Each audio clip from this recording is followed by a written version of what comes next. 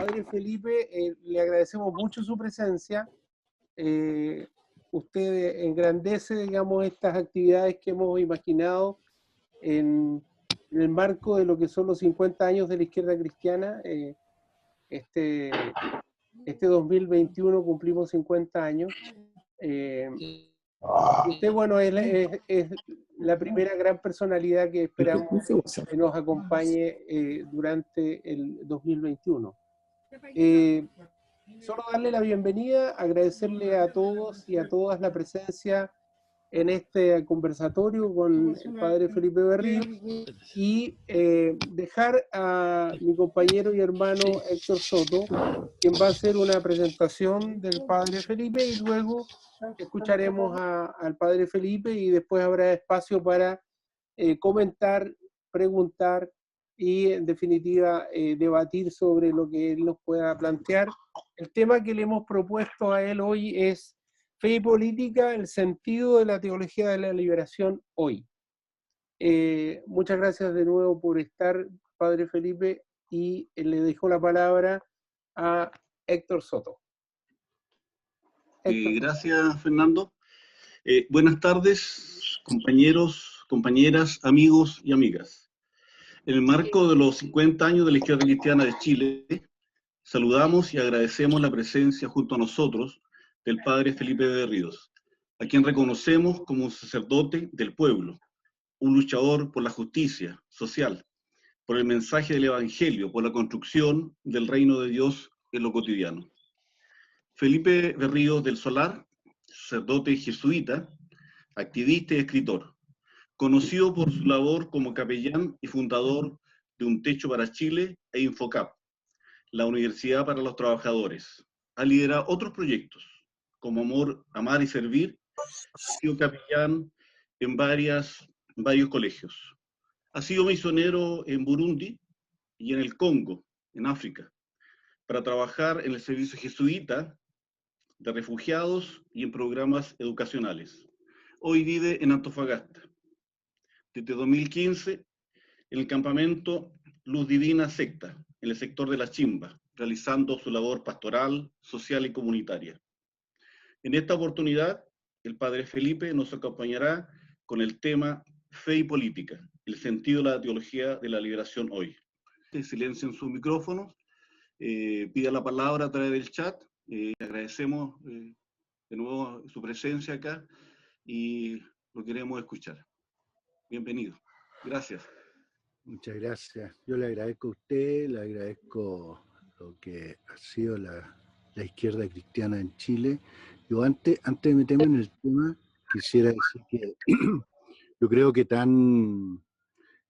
los que vivimos en los 70 o de los 60, finales de los 60 hasta el golpe, nos tocó vivir en una sociedad hiper ideologizada políticamente, que nos condujo a una polarización y después terminó en el golpe. Pero hoy día nosotros vivimos en una sociedad hiper desideologizada políticamente, que tal vez es mucho más dañino, porque estamos como un ser humano sin piel, estamos expuestos a cualquier cosa, estamos expuestos al individualismo, a la droga, a la moda que se nos ofrezca. Entonces yo creo que tiene una importancia tremenda los movimientos políticos, volver a recuperar la ideología. Es por eso que quería en este aniversario felicitarlo por lo que fue la izquierda cristiana y por lo que es la izquierda cristiana y por lo que puede hacer la izquierda cristiana en el nuevo Chile. Bueno, dejando eso de lado, justamente más o menos un poco más de 50 años atrás, nosotros en la Iglesia Católica tuvimos también un estallido en que, así como ha desembocado en una nueva constitución en Chile, va a desembocar en eso. El estallido de la Iglesia Católica fue el Concilio Vaticano II, que que tal vez ha sido de las cosas más, bueno, fue de las reuniones más grandes que ha habido y ecuménica en el mundo, de físicamente presencia de gente, y se tiraron las líneas de una iglesia para el siglo XX, XXI y adelante. Fue en unos años después de la posguerra, en que el mundo se dio cuenta de la brutalidad que era capaz de hacer el ser humano, surgieron toda una reforma como más humanista, la Declaración de los Derechos Humanos, se reforzaron los convenios internacionales, surgieron las distintas revoluciones en los 60, los cambios, los hippies, los Beatles, Cuba, aquí la reforma agraria en Chile, la reforma educacional, o sea, se transformó en una sociedad que soñaba, con errores tal vez, pero en general había un sueño de hacer un mundo más justo, más humano. Y el Concilio Vaticano II tuvo, yo creo, un error tremendo que todavía no hemos pedido perdón, que es la encíclica Humanae Vitae, que produjo mucho daño y exclusión a las mujeres sobre todo, pero tuvo una cosa sensacional, que fue el Vaticano, el concilio, que fue una mirada totalmente distinta, sin anatema, fue un diálogo hasta poético con la humanidad.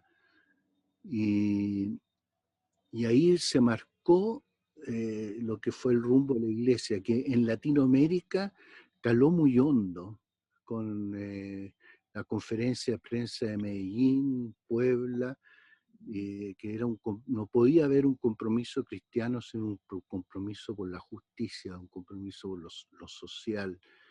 El evangelio era liberador, y era liberador no solo espiritualmente, sino que era liberador políticamente también, de las cosas que al ser humano lo oprimían y no lo dejaban creer en Dios, no lo dejaban que rezáramos el Padre Nuestro diciendo que Dios era Padre para todos.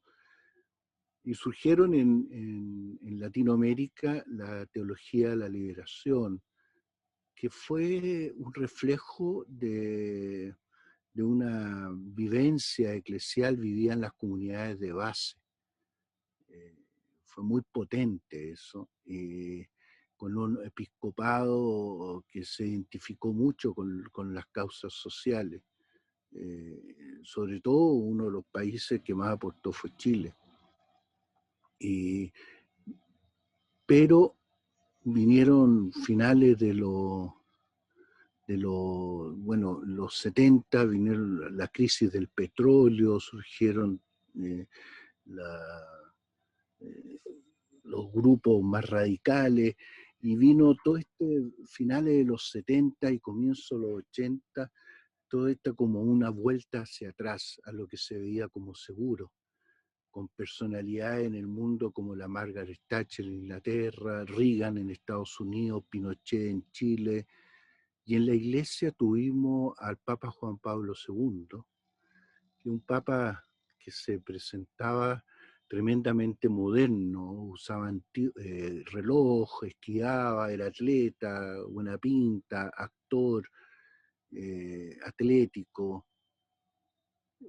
pero él venía de una dictadura tremenda, comunista. Entonces para él en la iglesia era una iglesia como muy combativa hacia el comunismo y con una óptica muy cerrada. De hecho, él cuando visitó a Latinoamérica fue la primera vez que él experimentó lo que eran las dictaduras católica y de derecha, que él no le había tocado experimentar eso en su vida. Y bueno, Juan Pablo II yo creo que tuvo una participación importante en la caída del muro de Berlín, con ese comunismo, y después se dedicó más bien a los viajes y dejó al nefasto de Angelo Sodano, que había sido nuncio en Chile, a cargo de la iglesia como secretario de Estado. y ahí hubo una persecución, una vuelta atrás, una tratar de anular el Concilio Vaticano II y una persecución a la teología de la liberación. Se condenó, se eliminaron los movimientos de base, la iglesia centró su pastoral en de nuevo en una iglesia verticalista que había terminado con ella el Vaticano II, donde el Vaticano había dicho que todo el pueblo era la iglesia, todo el pueblo de Dios. Vuelve de nuevo a identificar la iglesia con la jerarquía, una iglesia machista, encerrada en sí mismo, y que fueron, o sea, prácticamente en la iglesia latinoamericana se borró no solo la teología de la liberación, sino que se borró, la teología de la liberación era como la punta del iceberg, todo eso reflejaba un movimiento popular de iglesia en las comunidades de base. Todo eso, la iglesia se centró en movimiento religioso de corte conservador, ligado más bien a la clase alta, y volvieron los curas a usar el cuello romano, las monjas quedaron totalmente anuladas, y una iglesia que se olvidó lo que había planteado la teología de la liberación, de la justicia social, de los cambios, las estructuras que producían justicia, sino que la moral se centró en una moral sexual. Y bueno, no, esto funcionó hasta que, bueno, junto con la caída del muro de Berlín, vino después una globalización del mundo, una tecnología que cambió un poco los parámetros, una modernidad en que la iglesia simplemente no tuvo, la iglesia jerárquica no tuvo manera de dialogar. En Chile todos los obispos que habían de peso, comprometidos, apenas cumplían los 25 años se les hacían salir. Bueno, el cardenal Silva Enrique fue una cosa vergonzosa. Y se nombraron obispos de poca monta, que eran más bien repetidores de lo que decía Roma, sin ejercer la pastoral local, de las vivencias de los pueblos locales.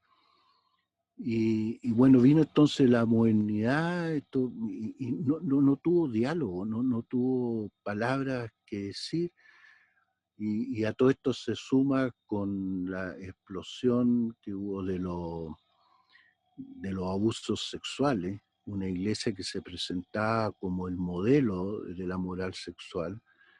Entonces realmente ha quedado nula. Pero yo creo que hay que hacer una distinción. A mí me han preguntado qué pasa en Chile, por ejemplo, con la Iglesia Católica, y con todo esto, el estallido social. Y digo, bueno, la Iglesia Católica ha estado presente en el estallido social. Es la iglesia que estuvo en las plazas de las ciudades, la iglesia que ha estado, no sé, en los hospitales, en las ollas comunes. Lo que no ha estado presente es la jerarquía de la iglesia. O sea, hay una ruptura, un quiebre entre el pueblo de Dios y la iglesia. Eso unido a esta desideologización política, partidista, que se vive hoy día, en producto tal vez del mercado, de la ideología que trae consigo el mercado, del individualismo, una cosa práctica de lo inmediato, no un sueño colectivo. Hizo que, claro, los movimientos como la izquierda cristiana se quedaron como una voz en el desierto, ¿no? Tal vez ahora que se abra así perspectiva porque lo que fue el estallido social para Chile ha sido la pandemia para el mundo. La pandemia nos ha hecho ver que este sistema no da para más y que tenemos que ver cosas distintas. Bueno, habían algunos que están conectados a Holanda, ha habido revuelta en esos países que no se esperaba que lo hubiera. En general hay una desazón de la gente, hay una búsqueda de algo distinto, y yo creo que sigue vigente el mensaje social fuerte, ¿eh? Y un mensaje social cristiano que te lleva al compromiso político. Si no es una cuestión muy intimista, que no cambia la estructura, que fue yo creo que el gran aporte de la izquierda cristiana. Entonces, estamos en un momento complejo. Yo creo que la Iglesia católica tiene que hacer cambios muy profundos. Yo creo que yo hago un símil con los carabineros de Chile. Carabineros de Chile, cuando le han dicho que hay algunos que han violado los derechos humanos, al principio están a la defensiva, como estaba la iglesia cuando le dijeron que habían curas que cometían abuso, se puso a la defensiva como que estaban atacando la institución. Después la iglesia aceptó, como algunos carabineros han aceptado, y lo han metido a juicio, pero no basta con eso. O sea, Carabineros tiene que hacer un cambio de estructura muy profundo. Y bueno, y en la Iglesia Católica lo mismo, no basta con denunciar los curas que han abusado, tenemos que hacer un cambio estructural muy profundo. Tenemos que volver a la Iglesia del Vaticano II, una iglesia pueblo, donde la jerarquía está al servicio de la Iglesia y no se adueñe de ella, donde la mujer tiene que ser parte de la jerarquía de la Iglesia, donde la jerarquía de la Iglesia tiene que ser de alguna manera elegida también por el pueblo, donde los curas tenemos que vivir de nuestro trabajo y donde tenemos que volver de nuevo a una vida comunitaria de iglesia. No tanto como una dispensadora de sacramentos, sino que más bien una vida vivida en comunidad y con un fuerte compromiso de los que puedan políticos. O sea, no centrar solamente una moral privada, sino que también una moral social. Así que yo creo que la izquierda cristiana respondió a un momento de la historia de Latinoamérica y de Chile, pero ese momento es vigente hoy día más que nunca. Tenemos que ver hoy día qué significa ese compromiso cristiano social, y tal vez mucho más fascinante que hace 50 años atrás, porque tenemos que desclerizarlo.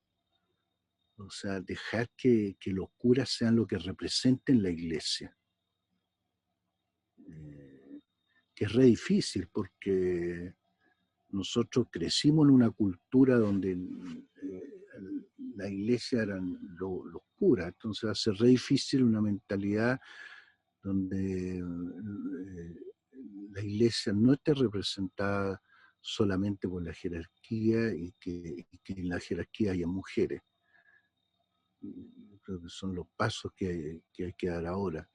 Ahora, en este momento que estamos viviendo en Chile, de cambio de constitución, yo creo que la izquierda cristiana y lo que representa tiene mucho que decir.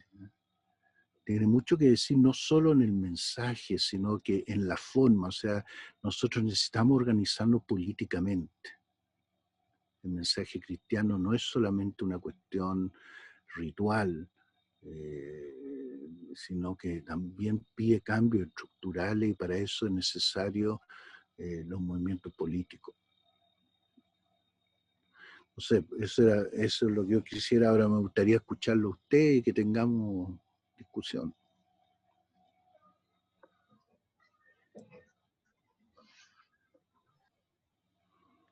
Sí, bueno, el padre Felipe nos ha interpelado y queremos, ¿cierto?, que ustedes realicen las preguntas pidiendo la palabra a través del chat para que les demos, ¿cierto?, el uso de la voz.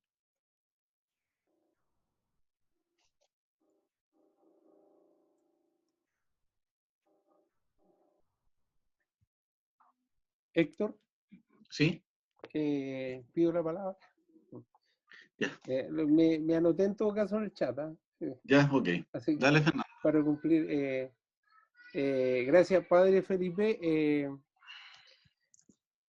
¿Cómo usted valora o cómo visualiza el aporte que ha hecho el Papa Francisco en todo un proceso, comillas, de renovación de la Iglesia?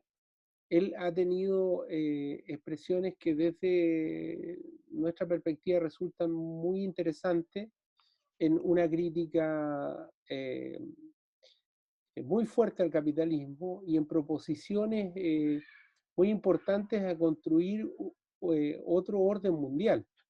Se ha dirigido a las Naciones Unidas en ese mismo sentido, particularmente en la última encíclica. Entonces, ¿cuál es su opinión respecto del aporte que Francisco puede hacer y cuál, desde la perspectiva de lo último que usted nos planteó, en una integración más completa a la jerarquía eclesial de la mujer? Mira, te voy a decir lo que yo veo, lo positivo y lo negativo. Lo positivo es que a nosotros a veces se nos olvida que el Papa Francisco viene a reemplazar un Papa que no está muerto y que no renunció por una enfermedad, sino que renunció, es un Papa que fue Benedicto XVI, Ratzinger, un Papa que fue jefe de la Congregación para la Doctrina de la Fe, o sea, la antigua Inquisición, durante años. Un Papa conservador, muy bien preparado, alemán, y que trató entonces de cambiar la Iglesia, la curia, enfrentándose a las tres mafias que tiene, la mafia, la mafia del Banco Ambrosiano, la mafia de la plata, poder económico, la mafia del conservadurismo así tremendo, y la mafia de los abusos sexuales. Pero él se enfrentó a eso usando el camino institucional, y no se la pudo contra las mafias de la curia y renunció, pues no se la pudo.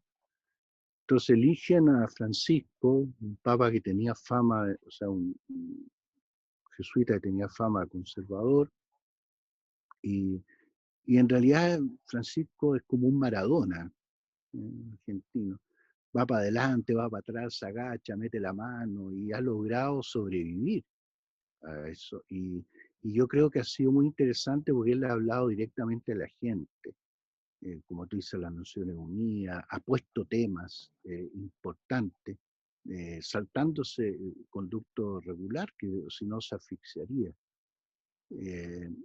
Lo negativo que yo lo encuentro es que él ha sido muy autoritario.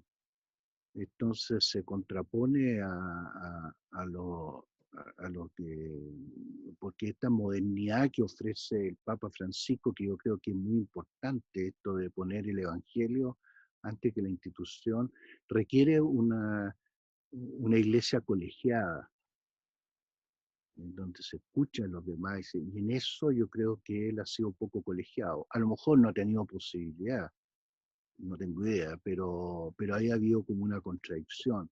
Pero ciertamente yo creo que un papa que ha puesto temas y ha logrado sortear estas mafias, ¿no?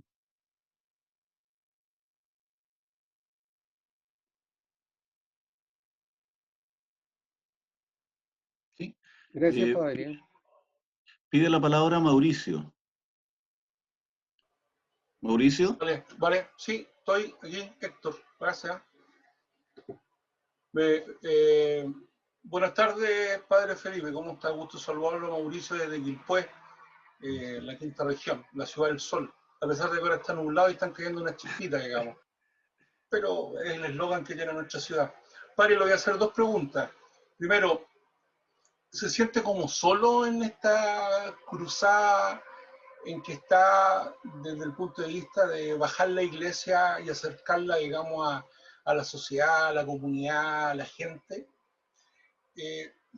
Siento que está como solo en esto. Reconozco toda su trayectoria, toda su entrega, pero ¿cómo está esa parte de sentir que hayan congéneres suyos que están un tanto alejadas, digamos, o alejados de su quehacer? Y la otra pregunta, para no quitar más tiempo, es que usted habla de que tenemos que hacer cosas, digamos, y la verdad que las cosas hay que ejecutarlas con orden, con procedimiento, con organización. ¿Cree usted que falta para esta logística, cree que faltan líderes, que tiene que haber liderazgo? Porque como que se malinterpretó que el estallido social, ¿no es cierto?, que partió ese 20 de octubre, era sin los políticos quedaban afuera. Entonces como que no había un podium, no había nadie que dirigiera nada. Entonces como que nadie dirige nada y como que hay un cierto grado de anarquía media organizada. Es una anarquía que todos como que piden lo mismo, pero hay un desorden. Quedó refrendado esto con lo que es los pactos constitucionales de la convención. Una lista de un lado y 8 listas del otro lado. O sea, está claro de que no hay liderazgo, hay desorden, hay desunión.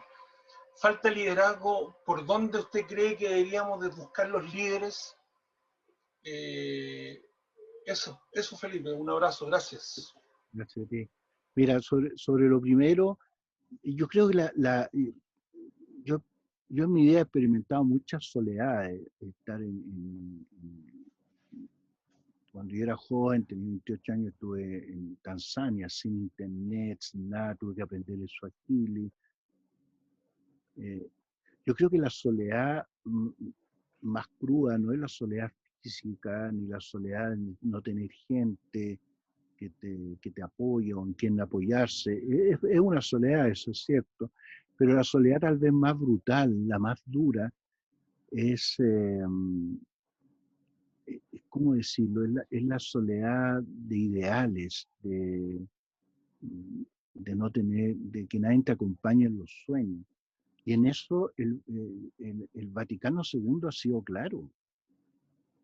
Medellín y Puebla son súper contundentes. Entonces eso amortigua mucho la soledad física. Yo soy hijo de la Iglesia Católica Chilena. Yo no estoy haciendo una iglesia paralela o una iglesia mía. Yo estoy tratando de vivir a concho lo que nos dijo el Vaticano II y que Medellín y Puebla recalcó. Y aún la otra conferencia episcopal, con toda la intervención que tuvo Roma en ella, también siguen marcando un camino de identificación con la gente, de una iglesia menos secular, o sea, menos clerical, etcétera, etcétera. Entonces, en ese sentido, claro, hay una soledad física, tal vez que te miran como el raro, pero le digo, la más jodido en la otra soledad, y en eso yo me siento profundamente en el surco del Vaticano, de Medellín y Puebla. Ahora, sobre eso, yo creo que, sobre lo otro, yo creo que el estallido social era re difícil que tuviera un líder, porque habían como tres grandes cosas mezcladas. Una era la sensación de abuso en que se pedía como un trato nuevo entre los chilenos. Ese era un tema. El otro tema era la mujer, el cambio de un sistema patriarcal a un sistema más matriarcal, el derecho de la mujer. Y un tercer tema era que los jóvenes nos decían que no les interesaba el modelo de vida que nosotros le ofrecemos. Y uno preguntaba, ¿y qué modelo quieren? Te dicen, no sé, pero no les interesa nuestro modelo de vida. Entonces eran tres temas que era re difícil que tuviera un líder. Ahora, también yo creo que nos hemos tragado la cantinela que ha ido metiendo esta ideología del mercado de que los políticos no sirven para nada, que los políticos son unos corruptos.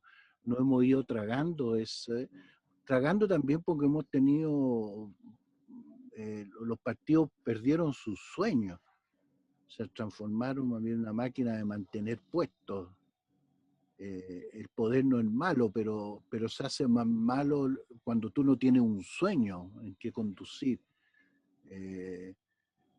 Entonces, pero yo creo que la revuelta, digamos así, el estallido social desembocó en algo institucional, como el cambio de constitución. Y por mucho que uno dijera, mira, habría sido mejor más independiente o menos independiente, yo creo que tiene dos cosas clave. Una, que una constitución que la mitad son mujeres, y una constitución que está hecha que va a haber un diálogo. Y ese diálogo no se circunscriben a los ciento y tantos que escoja donde están presentes los pueblos originarios, sino que va a ser un diálogo que va a promover muchos otros diálogos en la sociedad. Entonces yo creo que es interesante. Yo creo que las constituciones, yo me confieso delante de ustedes, yo nunca he leído la Constitución de Chile completa, he leído algunas partes y me he hecho ayudar por abogados, porque si uno la lee lo encuentra todo bonito. Y los abogados saben leer debajo del agua. Pero yo creo que lo más importante de una constitución no es tanto lo que está escrito. Hay constituciones re bonitas en distintos países que tú miras, la vivencia de los países en el Congo, y cuando tú ves la diferencia entre la constitución y lo que la gente vive, yo creo que las constituciones se hacen reales, se hacen carne cuando nacen de un diálogo, cuando la gente la siente suya. Ahí comienza a escribirse la constitución y a vivirse. Entonces, en ese sentido yo tengo mucha esperanza, a pesar de todos los palitos que puedan haber entre medio. Yo tengo mucha esperanza que ese va a ser el líder de todo esto, el diálogo que haya para la Constitución.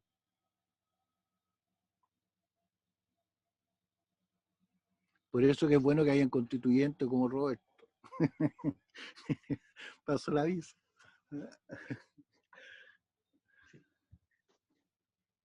Ha pedido la palabra Iván Montes. ¿Está por acá Iván Montes? Sí, Héctor, gracias. Bueno, quisiera saludarlos primero. Yo soy Iván Montes, soy presidente de un sindicato de la ENAP acá en la 8ª región, en Hualpén. Y quiero saludar particularmente a una persona que está ahí, Julio Méndez de Penco, en la comuna donde yo vivo. Así que Julio, un gran abrazo. A Roberto Celedón también. Yo hace 30 años que dejé de militar en la izquierda cristiana, pero el corazón sigue azul celeste. Me fui cuando perdimos la elección con el Lucho Mayra, el senador, pero hoy día me toca jugar un rol como dirigente sindical hace un par de años ya. Quisiera preguntarle, padre Felipe, ¿qué opina usted de los movimientos sindicales en Chile? ¿Cuál es el rol que tienen que jugar? ¿Estamos al debe? Lo más probable que sí. Pero me gustaría tener su opinión respecto de esto. Un país que tiene 5 centrales de trabajadores, sindicatos grandes como Codelco, ENAP, los sindicatos de las empresas públicas, que muchas veces no nos jugamos las cartas que deberíamos jugarnos. Y me gustaría saber su opinión. Y también recordar solamente que el 15 de febrero se celebran 55 años de la muerte de Camilo Torres, el cura guerrillero. Gracias, padre, y muchas gracias por sus palabras. Gracias a ti. Mira, yo espero que salga esta nueva constitución, que la obligatoriedad de los sindicatos. Ahora, yo creo que pasó en la clase de política, que tal vez fue mucho whiskycito, mucho cachagua, mucho confort, y se empezaron como a olvidar de los sueños, ¿no? De la mística. Yo creo que en los movimientos sindicales ha pasado algo así también, ¿eh? muchas comodidades, muchos privilegios de los dirigentes sindicales, que casi al final es algo que se transmite de uno a otro. Y yo lo veo, la poca solidaridad que hay entre los sindicatos del cobre, ponte tú, los sindicatos mineros con el resto de los sindicatos. Hubo tal vez mucha franquicia para los dirigentes, mucho privilegio, que eran buenos y estaban al servicio de la causa, pero yo creo que hubo un abandono. Yo creo que cuando uno piensa en Tucapel Jiménez, en Manuel Busto, en el mismo Rodolfo Seguel, en Clotario Blés, o sea, eran dirigentes con una mística y con una consecuencia que uno ve que ahora hay muchos como, o sea, yo creo que eso ha desinflado mucho al momento. Ahora, hay otra cosa también. En el gobierno pasado, la presidenta Bachelet se hizo algo que a mí me gustó mucho, que se eliminó la diferencia entre obrero, campesino, todo se le llamó trabajador. Pero después de darle vuelta, yo al principio lo encontré como un gesto súper como democrático, pero después dándole vuelta en el sentido, eso también tiene algo muy perjudicial, porque en el fondo el trabajador no se identifica con su gremio, no se identifica con sus pares, sino que con su oficio, sino que el trabajador se mide con la producción, se identifica solamente con la producción y la ganancia. Entonces yo creo que ahí hay algo que se ha perdido. Tú antes te identificabas con tus pares, digamos. Y eso hacía como más fácil. Hoy día la identificación no está tanto con el oficio, con mi trabajo, sino que más bien con la producción. Y eso hay un deterioro, yo creo, ahí muy profundo en la identificación de la clase. Esas dos cosas, diré yo. Falta dirigentes así que atraigan, que se la jueguen por los ideales, y también un deterioro, un deslavado de lo que es la identificación con mi propio gremio, con mi clase de trabajadora.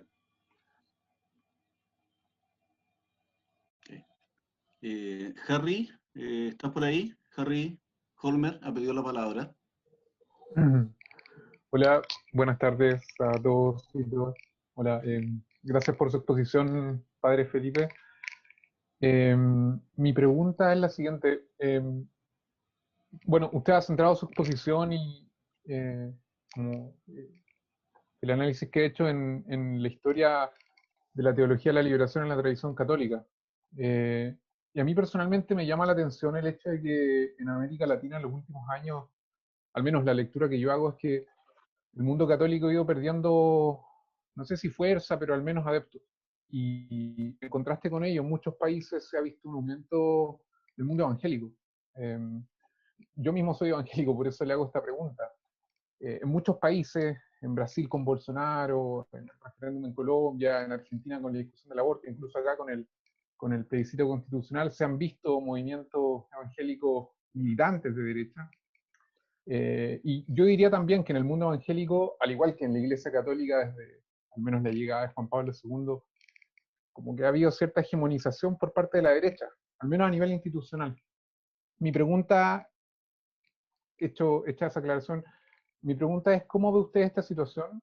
Como viene en el sentido de qué puede aportar la teología de la liberación o las teologías de la liberación al mundo evangélico, y qué aporte puede tener también el mundo evangélico a la tradición de la teología de la liberación, en el entendido de que habemos cristianos, jóvenes, tanto católicos como evangélicos, que estamos por políticas redistributivas o de izquierda.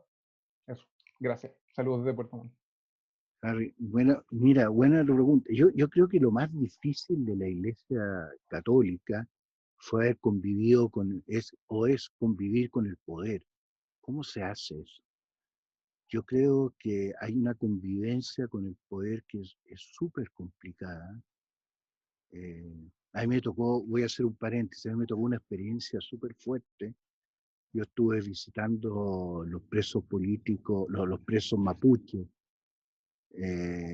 hace como 2 años atrás, o 3 años atrás, que estaban en una huelga y me pidieron como intermediario. Y estaba con ellos en la cárcel ahí en Temuco, donde están los presos políticos, los presos mapuches, y estaba conversando con ellos y tenían un televisor, y el televisor lo dejaron mudo. Y mientras ellos me hablaban de todo lo que habían sufrido y cómo se le había también deslavado sus creencias, y en parte la iglesia jugó en eso y todo, estaban mostrando en la televisión el Te Deum en Santiago, con toda la pompa del Te Deum, las estolas, llenos los diferentes ornamentos, toda todos los generales o almirantes con sus chapas, toda la pompa entonces era tremendo. Yo decía, o sea, ¿cómo se convive con el poder sin que el poder te coopte? Yo creo que ese va a ser un desafío que va a tener la Iglesia Evangélica muy grande. Fue lo que le pasó en Estados Unidos con Kennedy. La Iglesia Católica era equivalente a la Iglesia Evangélica en Chile, no pertenecía a las clases de poderosos. Con Kennedy sí saltó. Y siempre es cómo tú convives con el poder. Yo creo que ese es el gran desafío. Ahora, yo distingo dentro de la iglesia evangélica. En la iglesia evangélica hay pastores realmente jugados por su gente, y hay otra iglesia evangélica que se ha transformado en un negocio, que es un negocio que es afín a un sistema. O sea, si yo me va bien, Dios me apoya y me va bien y si no... y esa es un poco la iglesia que hay en Centroamérica, en parte de Estados Unidos, en Brasil, que es una iglesia que tú ves que pastores poco jugados por su gente, sino que más bien acumulando el poder económico y el poder político. La tercera cosa que yo diría en tu pregunta es que a mí me ha dado mucha vuelta que yo creo que la desigualdad económica, la desigualdad social, no es tanto como la desigualdad cultural. A veces las discusiones que nosotros tenemos sobre, ponte tú, la eutanasia o la homosexualidad o el aborto, son temas interesantes de discutir, pero de más sofisticación. La gente en África está pendiente de cosas más básicas, más vitales, o la gente de las poblaciones en Chile también, y en ese sentido, a veces un discurso así simple prende rápidamente, y más todavía si tú lo quieres usar económica y políticamente. Pero yo creo que hay que hacer una distinción, porque a mí no me gusta mucho cuando se habla de los evangélicos como un paquete. O sea, yo he conocido evangélicos, pastores evangélicos, realmente gente santa y entregado a su gente.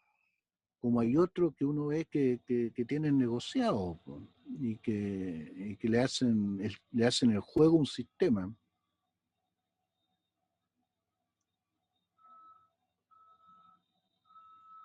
¿Sí? Habría que controlar la parte económica. Ha pedido la palabra María Flores, aliante. María Flores, ¿estás por acá? Sí. Al igual que todos, agradecerle su discurso. Y al igual que usted, yo coincido en que hay una despolitización de la sociedad que también yo creo que la culpa está en estos últimos 30 años. Y en eso mismo que decía, todo lo que está pasando con nuestros políticos, y también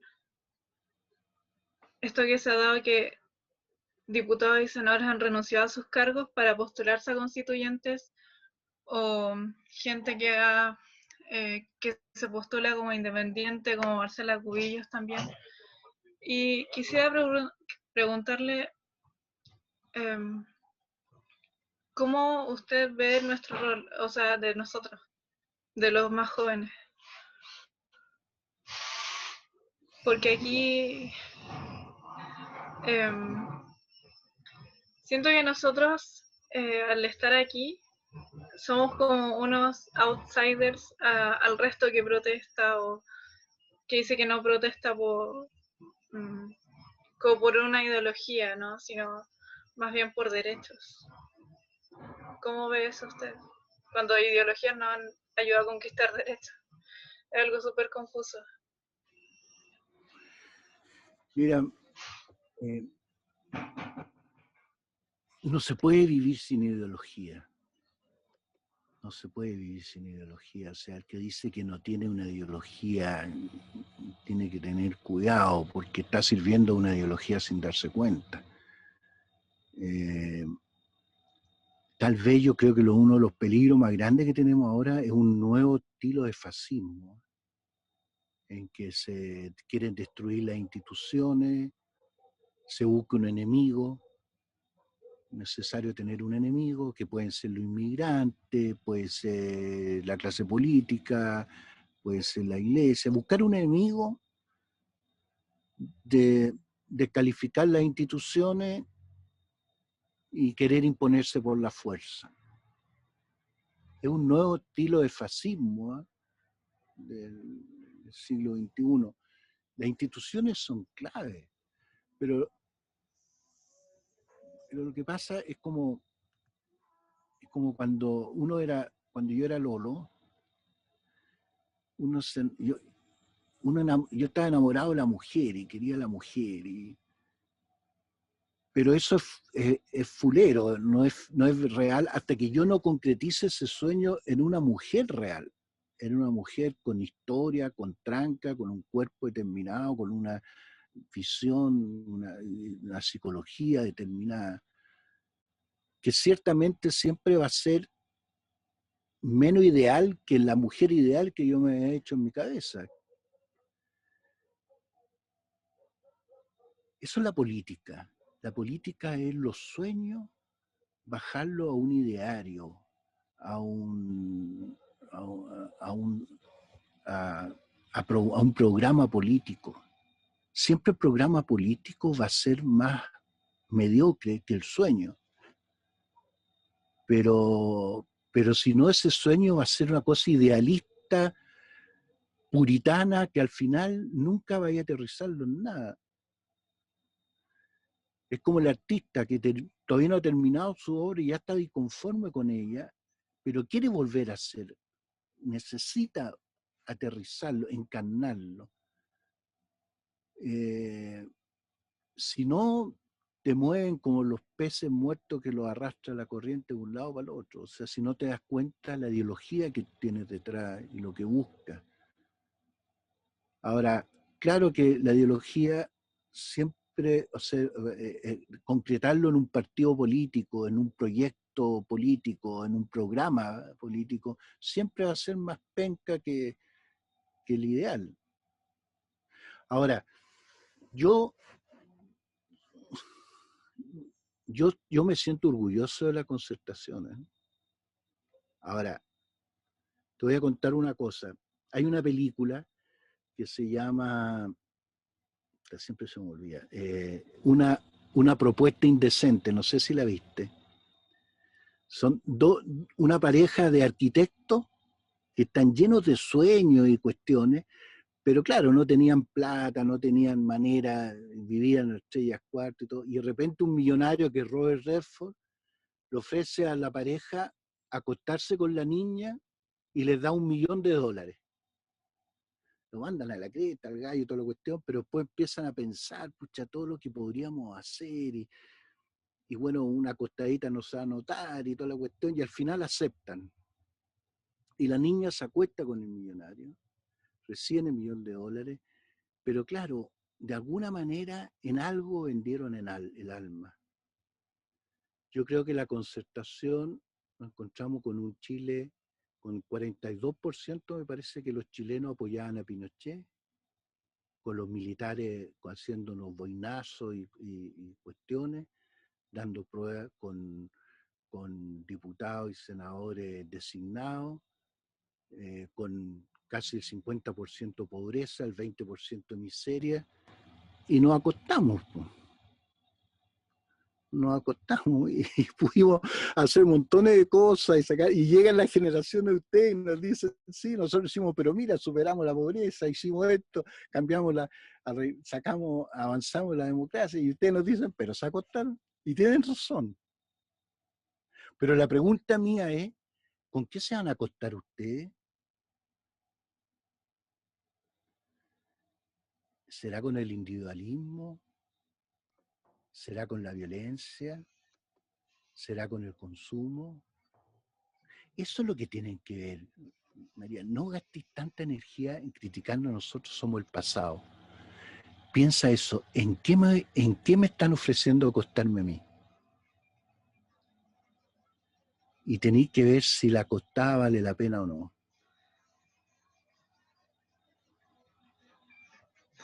Jodido, ¿eh? Bueno, yo creo que va a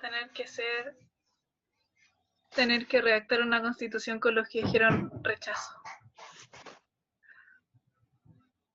Pero es algo que aprendimos en Chile, que lo aprendimos con sangre, ¿eh? A lo mejor tú eres muy Lola, nadie sobra. Pinochet nos metió eso en la cabeza, que el que pensaba distinto era enemigo de la patria, y había que acallarlo, había que exiliarlo y había que eliminarlo. No, nadie sobra, ni aún el más recalcitrante de la derecha, nadie sobra, todos tienen algo que decir. Bien.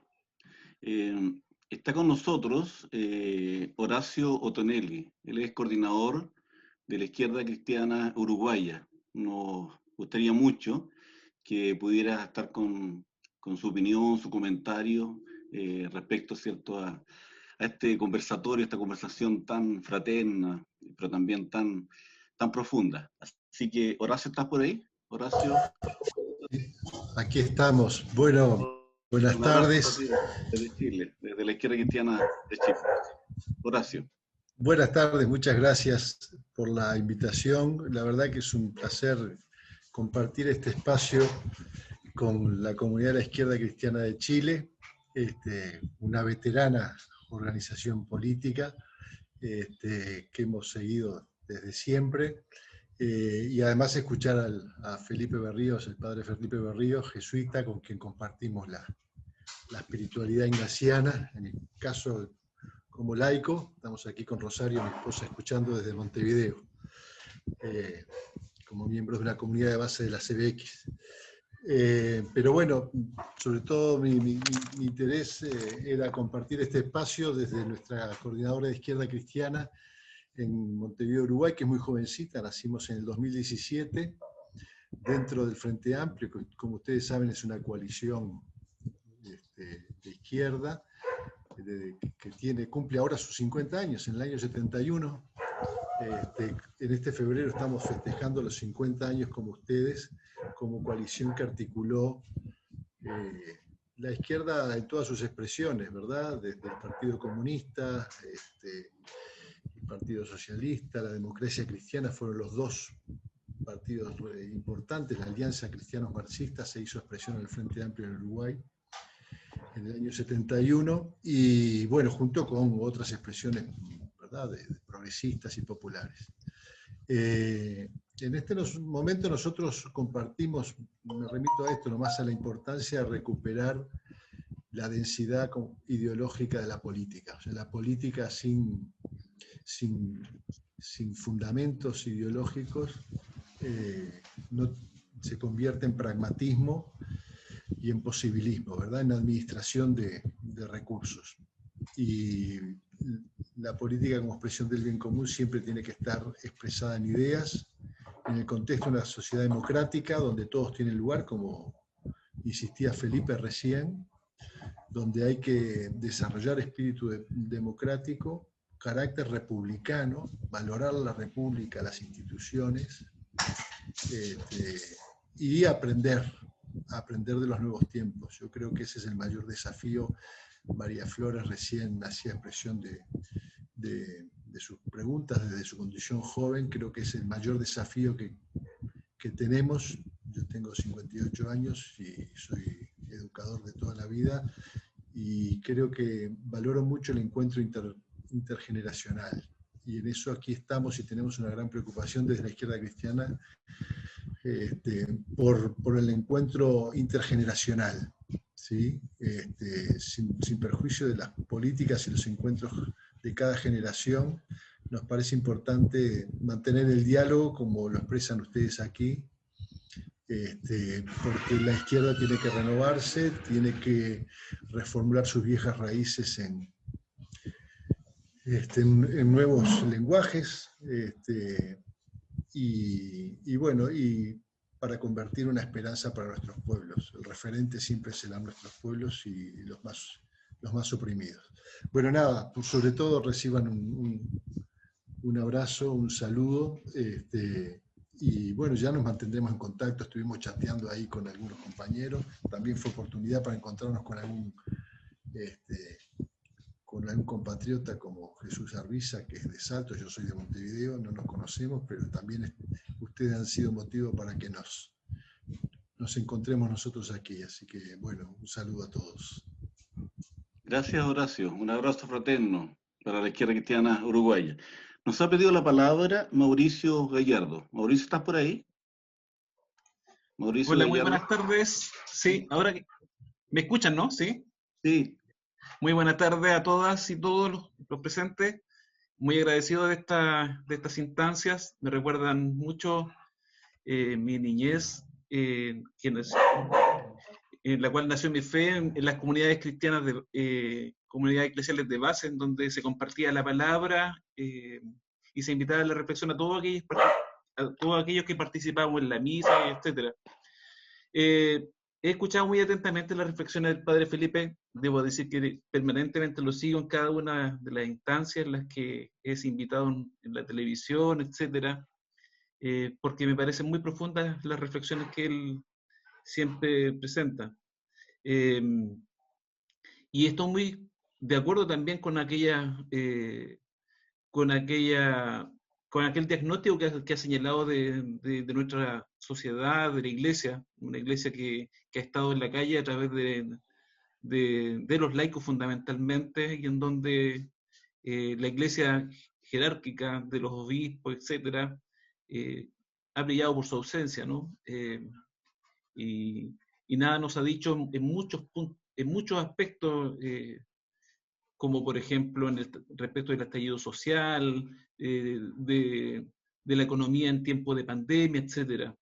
Es necesaria la voz aun cuando de repente pudieran no traer nada interesante con aquellas personas que hoy día están a la cabeza de la iglesia, en mi impresión, ¿no?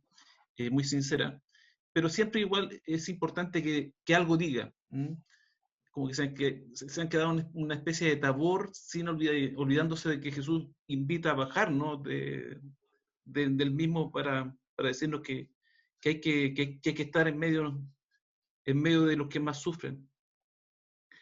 También escuché con mucha atención respecto de la esperanza que tiene de la discusión a propósito de la Asamblea Constituyente. Y respecto de ello quisiera preguntarle, Padre Felipe, ¿qué aspectos o qué tópicos considera que son ineludibles a tratar dentro de la nueva Constitución? Hoy día, por ejemplo, se habla mucho respecto de que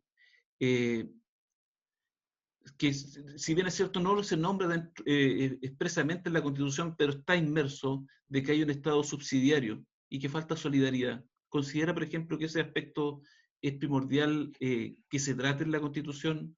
El orden económico que hoy día está claramente está orientado al neoliberalismo, fundamentalmente endiosando la propiedad privada. ¿Qué espera de ello? ¿Espera, por ejemplo, que se discuta respecto de si Chile debe ser un Estado pluricultural o plurinacional. No sé si hay alguna respuesta al respecto, padre Felipe. Mira,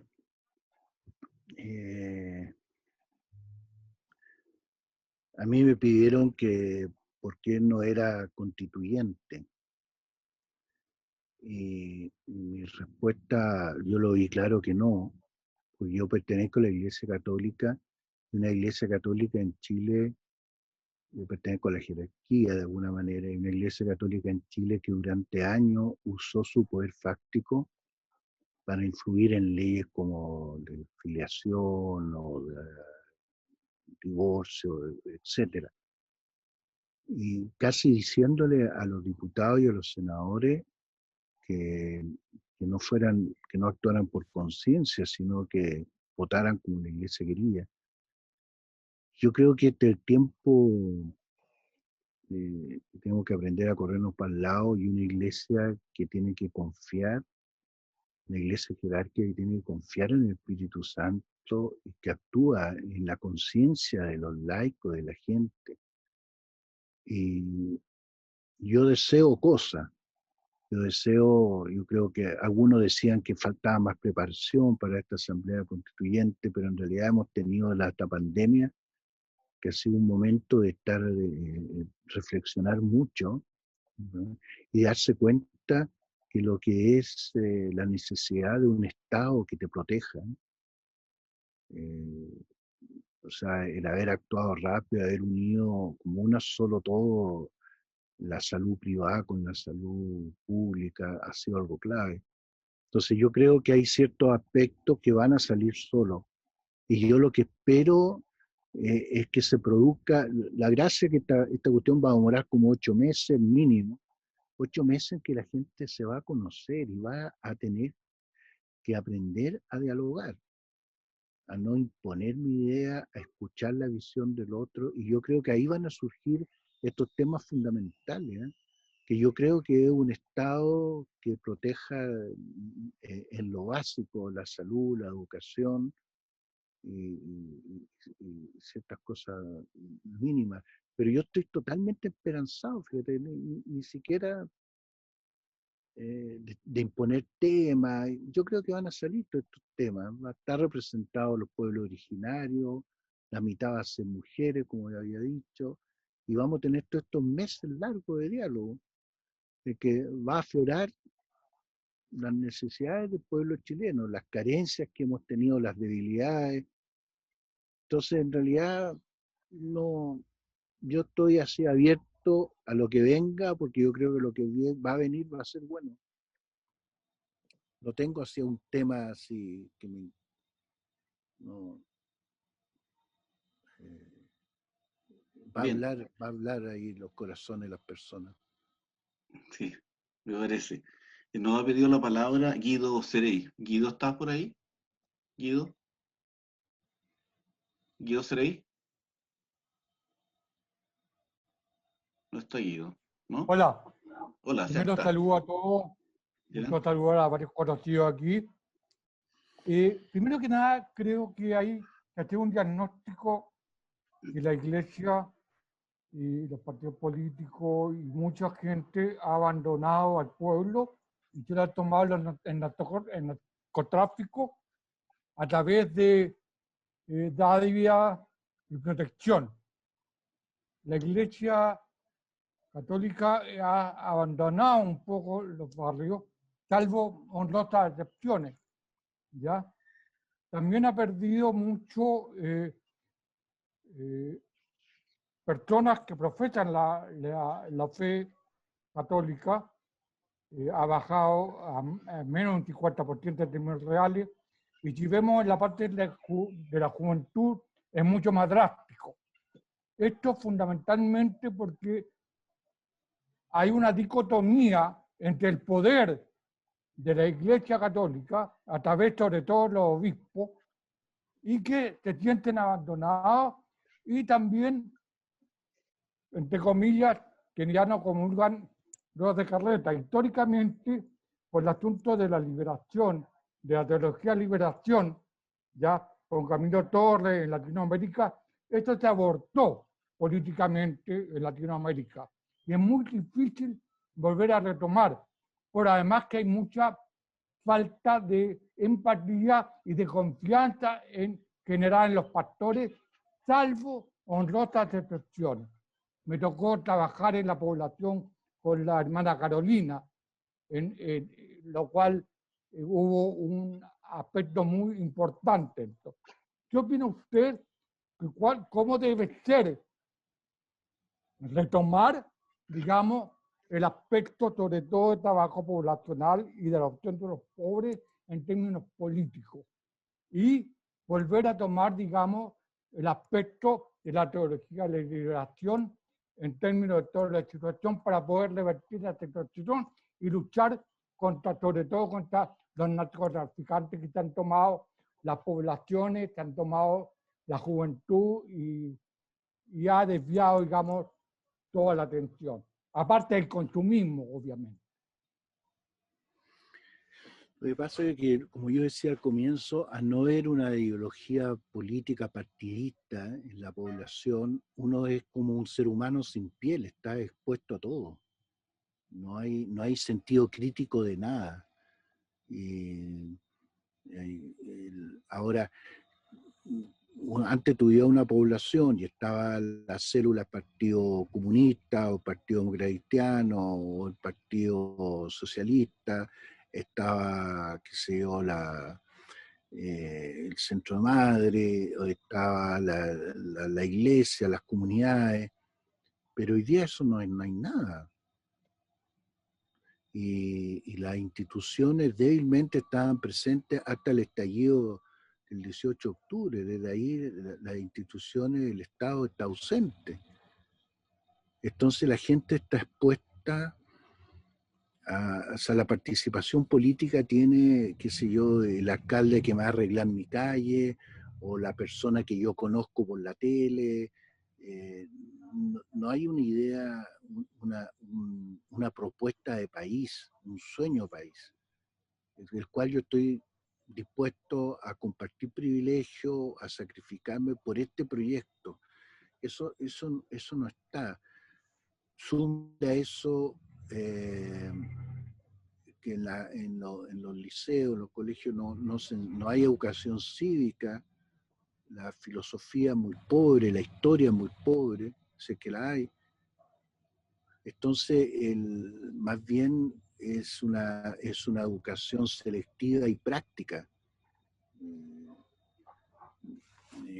Entonces, hay todo un trabajo por hacer súper importante.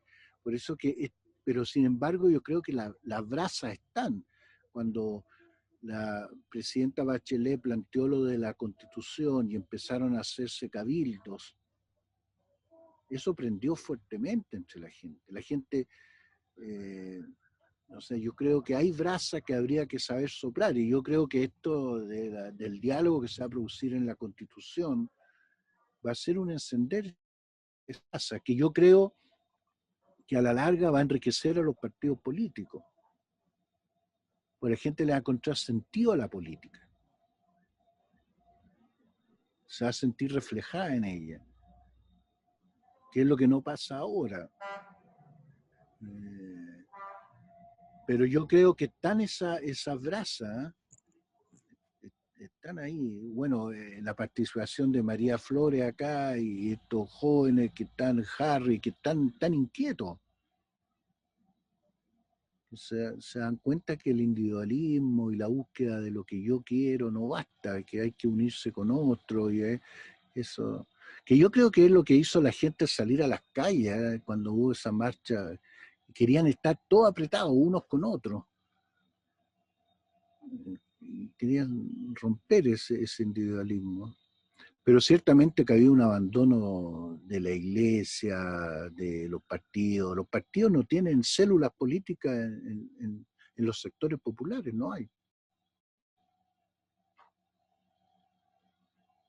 Se lee poco.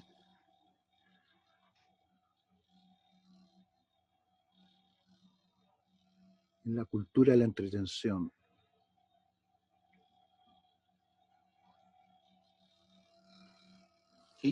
Bien, está con nosotros también don Roberto Celedón Fernández, él es candidato a convencional constituyente por el distrito 17, que corresponde a las provincias de Curicó y Talca, acá en la región del Maule. Y como se ha referido mucho, ¿cierto?, a la Constitución y quiénes van a escribir la Constitución, le quisiéramos, ¿cierto?, dar el uso de la palabra para que se dirigiera a nosotros. Él es un destacado abogado de derechos humanos, ha dedicado su vida, digamos, por la justicia, y yo creo que es un muy buen representante, ¿cierto?, para que nos pueda acompañar en esta nueva redacción de la Constitución. Él representa fielmente la esperanza de nuestro partido, de la izquierda cristiana, y nos gustaría que nos pudiera acompañar acá. Don Roberto. Bueno, perdóname, Héctor, pero estaba más bien impactado por el tema que ha planteado Felipe, ¿no? Más que por lo menos quiero hacer alguna cosa que me parece, alguna reflexión sobre lo que planteaba el padre Felipe.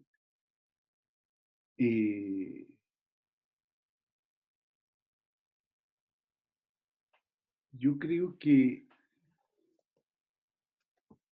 y en esto creo haber escuchado más de alguna vez al Papa Francisco, digamos, en cuanto a la reivindicación de la iglesia pobre. Yo le encuentro mucho sentido a la reivindicación de la pobreza como renuncia al poder. El poder y tratar de mantener sobre la base del poder formal, del poder político, del poder religioso, del poder cultural, la forma de influencia y ordenar las vidas humanas. Y yo creo que no fue esa la opción de Cristo. Él no se metió con las estructuras religiosas.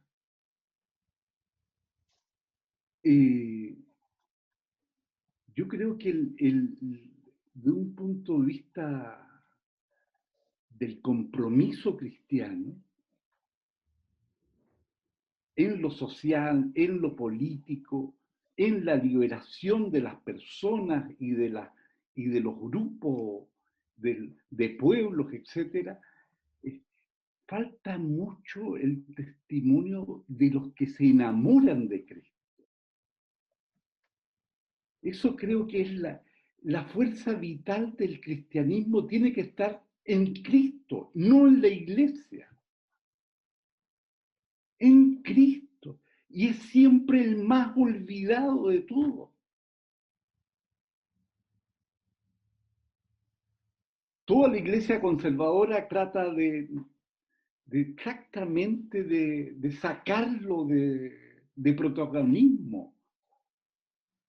Y es la esencia. Y es lo vital y lo que tiene plena vigencia. No es alguien que vivió hace 2000 y tantos años. Tiene plena vigencia. Y de alguna manera los sacerdotes que, según los testimonios que escucho, digamos, que conservan la credibilidad, el afecto, es porque de alguna manera expresan eso. No te voy a nombrar por no herir ningún sentido de humildad. Voy a pensar en alguien que nos dejó hace poco, Mariano Puga. Pero hay N personas que viven la fe y tienen a Cristo en el centro de su vida. Y eso creo que es la gran falla de la Iglesia, y que este Papa algo hace en recuperar, en renunciar a los poderes, porque eso deformó a la Iglesia.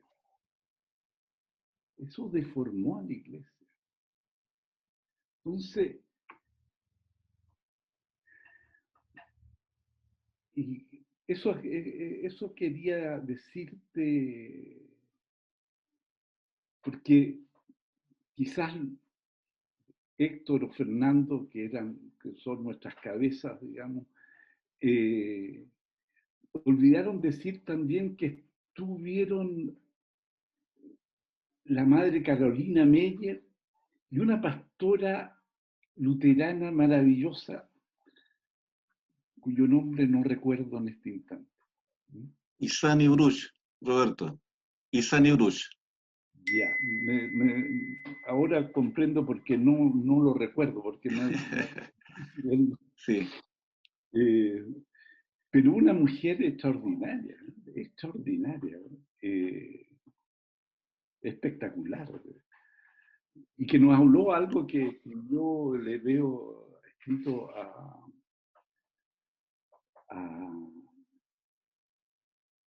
se me perdió aquí,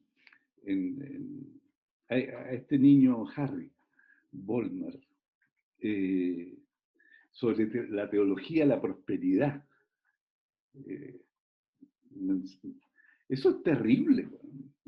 Es lo peor de lo que podría imaginar. Porque es sacralizar el capitalismo, el mercantilismo, el Dios dinero en todo. Si la gran perversión de la Constitución del 80 son dos, a mi juicio. Uno, que es profundamente ideológica y basada en la exclusión de un sector de la población, exactamente por las razones que decía, que son peligrosos, qué sé yo. Formalizó, no en esos términos, pero la ideología del enemigo interno. Y no por nada redujo la soberanía a cuatro sujetos.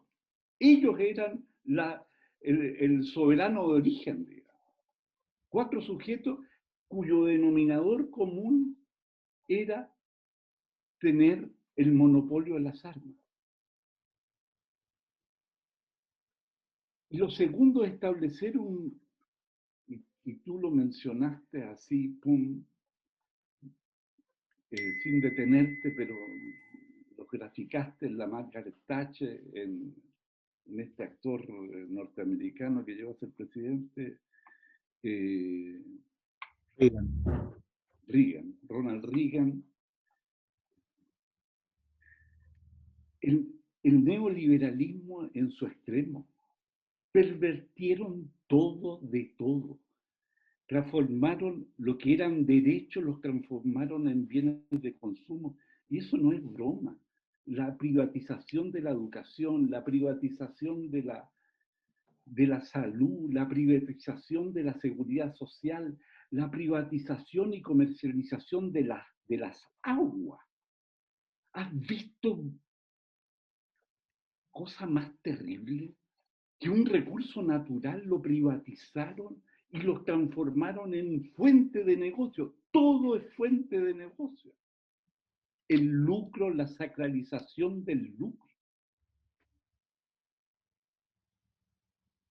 Yo creo que comparto plenamente tu esperanza, porque la verdad es que de dónde surgió esta idea de la nueva constitución, de un gobierno que decía al día segundo de estar instalado que jamás no le interesaba el tema constitucional, para tomar una diferencia radical con el gobierno que maltrató muy oralmente de la presidenta Bachelet. La presidenta Bachelet, que planteó el tema constitucional, y que en verdad no hizo casi nada sobre el tema constitucional. Hizo algo al final, pero quizás en la conciencia popular quedó. Pero tenemos este regalo de Dios y del estallido social que al padre Felipe le preocupa en extremo y sufre con todos los jóvenes presos, como pocos chilenos han expresado con tanta fuerza y levantado el dedo en relación a la persecución que sufren jóvenes que todavía están presos. Muchos de ellos todavía presos. Entonces, yo creo que tenemos una tremenda oportunidad. Habría sido distinta nuestra transición cuando comenzó en los 90 si hubiésemos tenido esta oportunidad de construir una nueva y por primera vez en la historia el pueblo de Chile, con todas las precisiones que habría que hacer, digamos. Pero es la primera vez que el pueblo de Chile va a tener la oportunidad de reunirse por personas elegidas por ellos para darse una nueva constitución. Pero esto, yo soy optimista a pesar de que Dios quiera que el pueblo de Chile venza la dispersión el 11 de abril y los que estén por el cambio profundo y por el cambio, pero inclusivo. Yo comparto plenamente lo que decías, digamos. No es para excluir a otros, pero es para que también esté presente toda la sociedad chilena, todos los excluidos. En eso el cardenal Silva Enrique dijo una palabra histórica, digamos, de ser voz de los sin voces, digamos.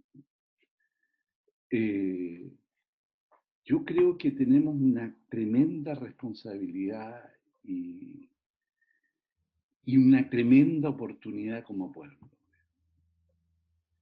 Pero como cristiano, ojalá la iglesia pobre, no recuperar el poder temporal, el poder político o religioso que se construye sobre la administración de los sacramentos. El Dios encarnado, el Jesús encarnado. Nosotros debemos recuperarlo para la conciencia y nuestro compromiso religioso, político, social, y también en lo económico. Y aprovechando que está nuestro amigo Monte, dirigente de Penco. Quiero decir algo.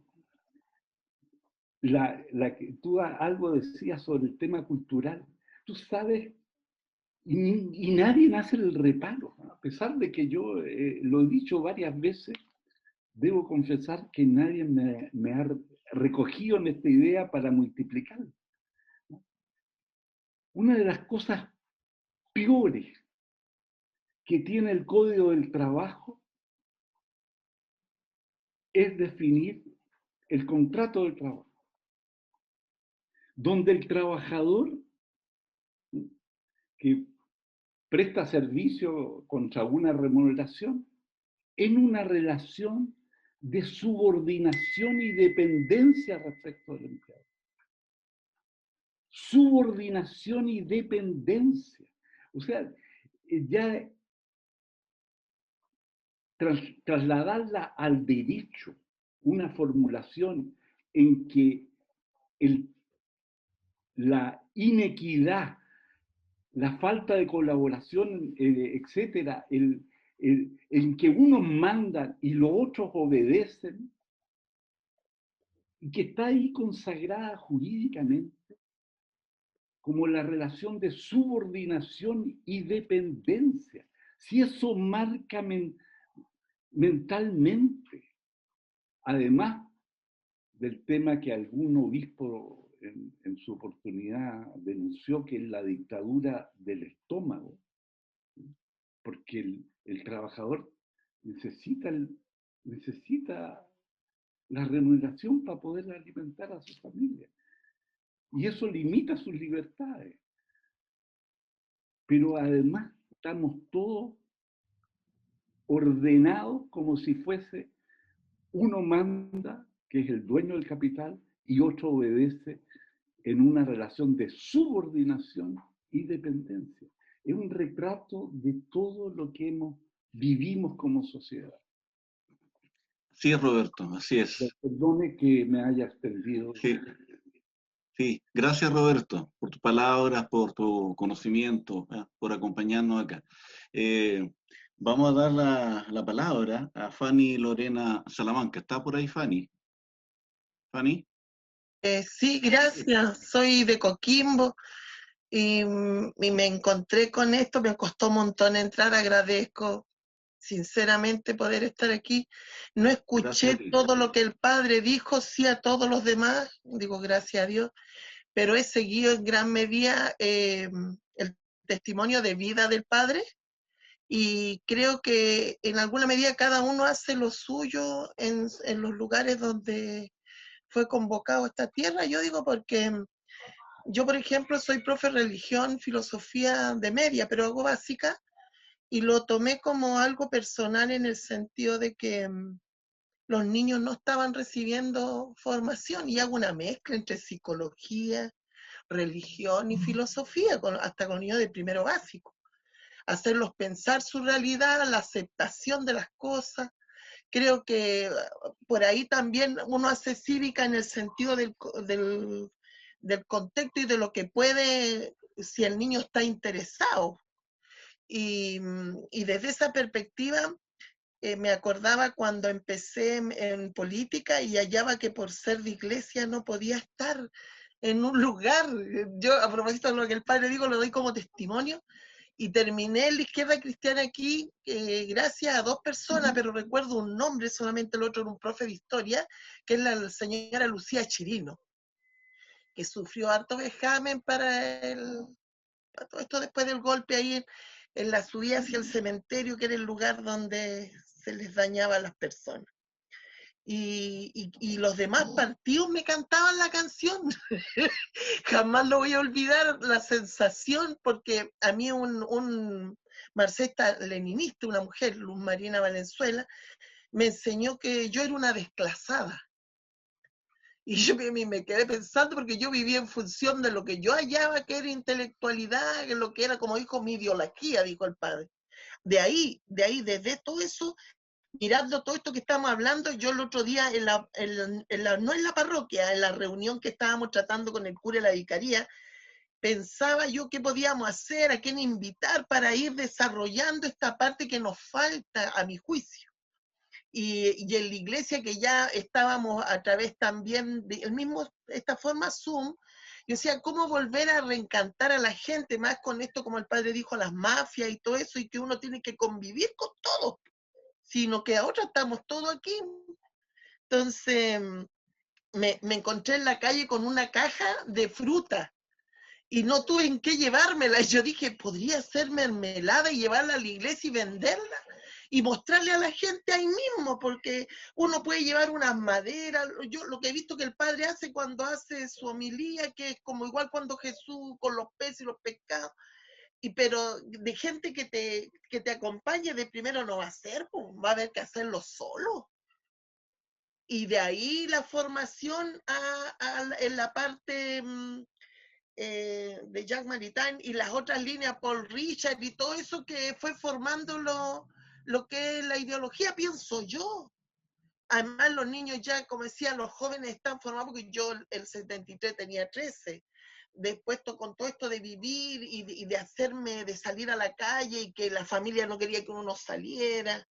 Y ahora con esto del estallido, ver cómo la gente salió y al tiro la represión a salir, y en realidad quedaron los más valientes, yo lo digo así honradamente, gente que era mi líder se fueron para atrás y yo los miraba, y era lo mismo que cuando salíamos y estaban todavía los pacos llevándose a la gente que iban los familiares de detenidos desaparecidos. Entonces es una cosa tan importante que está bien, y yo decía, aquí estamos discutiendo, y viendo lo que nos pasó y tratando de hacer algo. Quizá ustedes me llevan años porque ya veo que están conformados y agradezco a Dios que esto así sea. A mí me da un ímpetu, por lo menos yo lo voy a seguir haciendo dentro de las líneas de los profes, ¿ya? Yo me comprometo a eso. Gracias y disculpen, es como una ansiedad que tenía. Gracias, Fanny, por tu palabra. Gracias. Yo Le quisiera damos la palabra a Elia Parra. Perdón, Felipe. Agregar algo de lo de Sí. Fanny, de Roberto, que en realidad yo creo que la iglesia, los curas y la iglesia jerárquica tiene que aprender de las monjas de población, que no tienen poder, que van a comprar la lechuga, que comparten con la feria, que andan en micro. Y fíjate que detrás de cada hombre así que a nosotros nos ilumina, como Mariano Puga, Pepe Aldunate, Cardenal Silva y Bolton y tantos otros, yo te diría que detrás de cada uno de ellos han habido 5 mujeres que se la han jugado igual que ellos, pero ni siquiera las conocemos. Pero yo creo que teníamos que volver así como la Fanny a la sencillez, hacerle clase a niños, estar mezclado con la gente, volver de nuevo, sacudirnos del poder. Eso no. Gracias, Padre Felipe. Le dejamos la palabra a Elia Parra. ¿Está por ahí, Elia Parra? ¿Elia? ¿Está? Sí. Elia. Sí. Padre Felipe, yo tengo como dos no sé, preocupaciones frente a los momentos que estamos viviendo. Yo fui hace muchos años, o sea, estuve en la fundación de la Izquierda Cristiana, participé en la fundación en el año 71, entonces tuve etapas muy importantes, de mucha entrega, pero ahora, como usted dice, la desideologización, la despolitización también, o sea, pero nunca he abandonado mis principios que tienen que ver con la justicia social en grandes términos. Pero mis dos inquietudes, padre, son en los actuales momentos. Una es, usted 2 veces o más de 2 veces en su alocución habló del sueño perdido, de los sueños que ya no tenemos, de los que teníamos y ya desaparecieron. Entonces, una de mis preguntas es, bueno, ¿cómo hacerle para retomar esos sueños que teníamos cuando teníamos épica en la política, cuando había épica en la política, cuando había épica en el hacer cotidiano? Y cuando en la militancia había épica. Y la segunda inquietud que tengo es cómo le vamos a hacer con este exceso de ideologización que tuvimos y ahora no lo tenemos, pero está todavía. Este país está dividido en 2 padres. Todavía está dividido. ¿Cómo le vamos a hacer? ¿Cómo vamos a lograr una constitución en que estén todos, en que estén todos incluidos? ¿Cómo vamos a lograr? O sea, yo no quisiera estar en los pies de un constituyente, de una persona que sea elegida constituyente. ¿Cómo le hago al lado de una persona que va a lo mejor a justificar todo aquello por lo cuales nosotros sufrimos tanto, por ejemplo, en la época de la dictadura cívico-militar?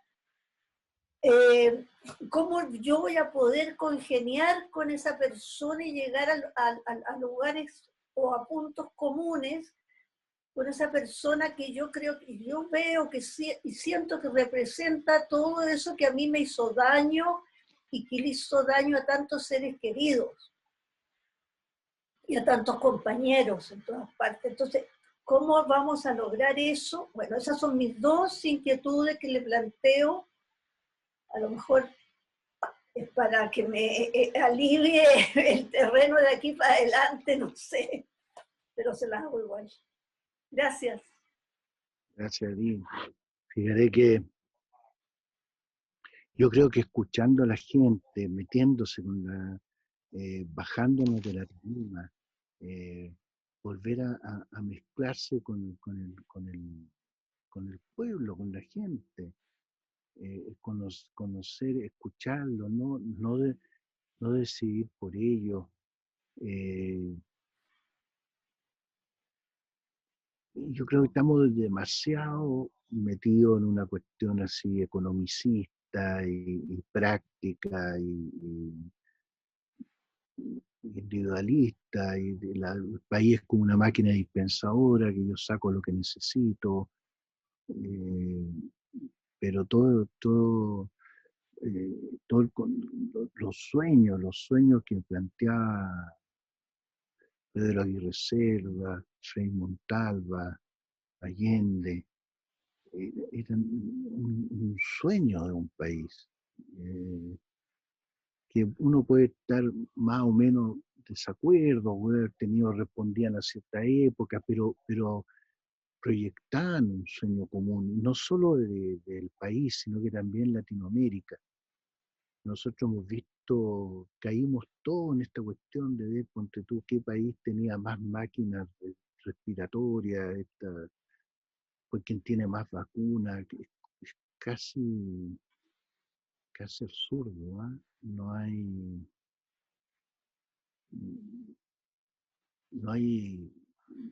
hay posibilidades de darse a otro, de hacer algo por los demás, de pensar sino que cómo me aseguro yo, cómo yo primero.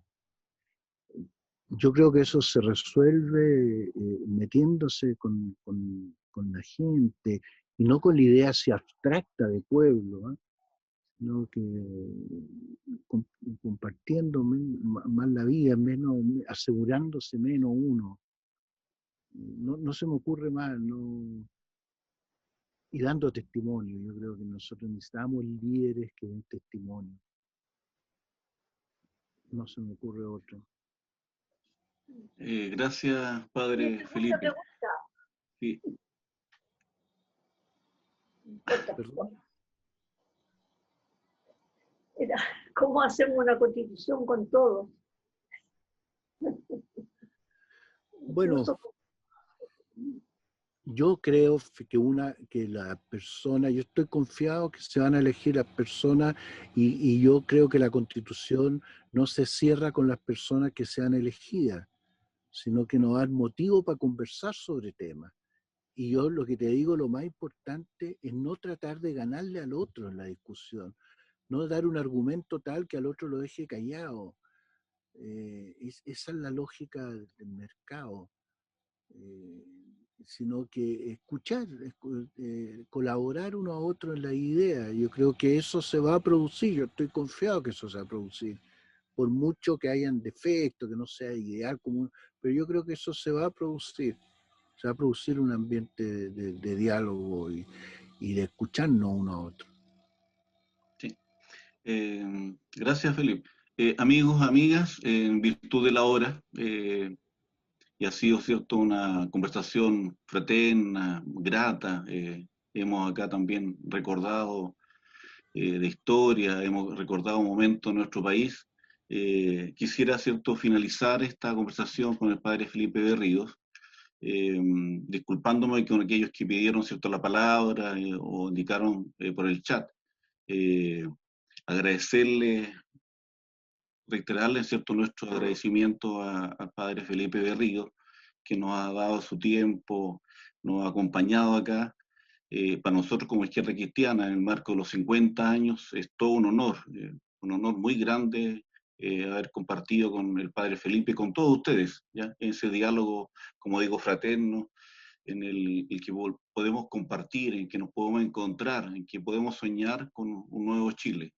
Y ese nuevo Chile lo tenemos muy cerca a través, ¿cierto?, de esta Constitución, que va a ser fruto de un diálogo, también de un encuentro. Y así, ¿cierto?, podemos construir un país más justo, más fraterno, más solidario, más unido. Yo quisiera, ¿cierto?, dejar hasta acá la conversación, pero no sin antes dejar que el padre Felipe Berríos nos deje un mensaje, ¿cierto?, final, y ahí, ¿cierto?, despedir este momento que ha sido para todos, yo creo, ¿cierto?, muy importante. Padre Felipe Berríos. Mira, nada más que agradecerle a usted y esto que sigan soñando juntos, ¿eh? Nosotros descubrimos en esta pandemia que éramos millonarios, no nos dábamos cuenta. Millonarios no por televisores o por tamaño de las casas o el dinero en las cuentas bancarias, sino que éramos capaces de sonreír sin mascarilla, de darnos la mano, de besarnos, de abrazarnos, de invitar a alguien a tomarse una cerveza, ir